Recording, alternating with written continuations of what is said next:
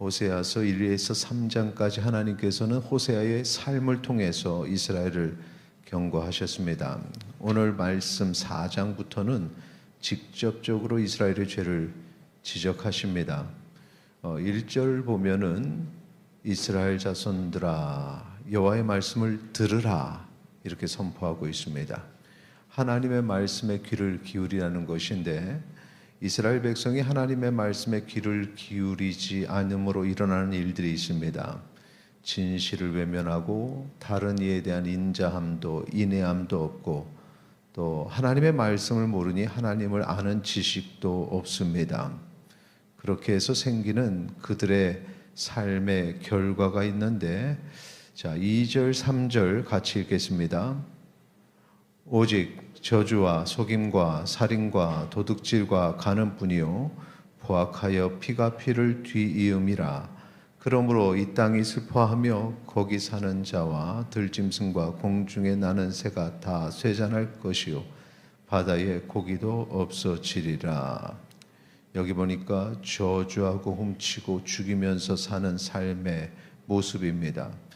이런 삶은 자신뿐만 아니라 삶의 모든 방면에 있어서 괴로움을 겪게 되죠. 그래서 3절에 보면은 이 땅이 슬퍼하고 거기 사는 자 들짐승 공중에 나는 새 바다의 고기. 하나님이 창조하실 때는 아름답게 보시기에 좋았더라 말씀하실 정도로 우리에게 좋은 것을 주셨는데 이렇게 하나님과의 교제가 없고 하나님의 말씀을 듣지 않는 자는 그 생이 불행하고 고통 속에 살아가게 되는 것입니다. 이런 문제들의 원인은 하나님의 말씀을 듣지 않기 때문인데 그 하나님의 말씀을 듣지 않는 과정들이 있습니다. 4절 5절 보시면 그러나 어떤 사람들이 다투지도 말며 책망하지도 말라 내 백성들이 제사장과 다투는 자처럼 되었음이니라. 제사장이 자신의 본분을 다하지 못하고 그래서 백성들이 제사장과 다투는 그런 모습들이 있죠. 5절 같이 읽도록 하겠습니다. 너는 낮에 넘어지겠고 너와 함께 있는 선지자는 밤에 넘어지리라. 내가 내 어머니를 멸하리라. 선지자가 넘어지는 모습, 이스라엘 백성뿐만 아니라 선지자가 넘어집니다. 4절에서는 제사장, 5절에서는 선지자, 이렇게 종교 지도자들도 앞서서 하나님의 음성을 듣고 그 음성을 전달해야 될 자들도 타락한 모습을 보이고 있습니다. 오늘날의 강단에서 하나님의 말씀이 온전히 선포되지 못함으로 말미암아 성도들이 하나님의 말씀을 깨닫지 못하고 그래서 거기에서부터 시작되는 문제가 삶이 궁핍해지는 그런 결과를 가져오는 것과 같은 모습이 이스라엘의 모습이다라는 것입니다. 이렇게 하나님께서는 하나님의 말씀을 듣지 못하는 자들, 그것을 전달하지 않는 자들, 그들을 벌하실 것이라 말씀하십니다. 7절에 보니까 그들이 번성할수록 내게 범죄하니 내가 그들의 영화를 변하여 욕이 되게 하리라. 그러니까 번성할수록 이라는 것을 통해서 우리는 그들이 잠시 잠깐 번성하는 모습을 보이고 있다는 것을 알 수 있죠. 그러나 그 번성함은 오래 가지 않는다. 결국에는 변하여 하나님의 심판 앞에 서는 것입니다. 이런 말씀이 끊긴 공동체는 하나님과의 관계도 끊기고 하나님께 예배드리는 예배도 문제가 됩니다. 12절 13절 우리 같이 읽도록 하겠습니다. 내 백성이 나무에게 묻고 그 막대기는 그들에게 고하나니 이는 그들이 음란한 마음에 미혹되어 하나님을 버리고 음행하였음이니라.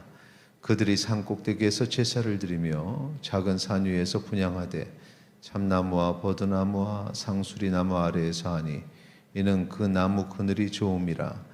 이러므로 너희 딸들은 음행하며 너희 며느리들은 간음을 행하는 도다. 2절 3절에서 말하는 은행과 간음은 하나님과의 관계가 끊어지고 우상을 숭배하는 모습을 표현하는 것입니다. 예배를 드린다고 하지만 그 예배가 하나님께 드리는 예배가 아니라 우상에게 바치는 그런 사교 행위가 됩니다. 이 예배가 하나님께 드리는 절대된 모습이 아니라 자신의 욕망을 푸는, 욕정을 푸는 그런 우상 숭배의 모습이 됩니다. 이렇게 예배가 하나님이 기뻐하시는 예배가 아니라 자기 만족의 예배가 되고 맙니다.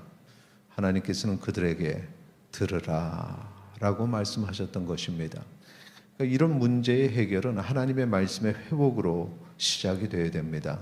하나님 말씀에 귀를 기울이고 하나님 말씀에 순종하는 것, 그것이 이 문제를 해결하는 유일한 방법입니다.